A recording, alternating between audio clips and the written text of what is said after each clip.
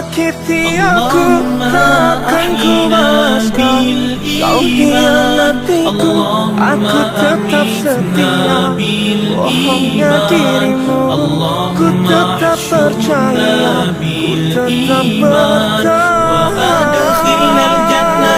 Aku tak sanggup menahan hidupkan kami dengan iman. Ya Allah, matikan kami dalam iman. Ya Allah, bangkitkan kami dengan iman, dan masukkan ke syurga-Mu dengan iman.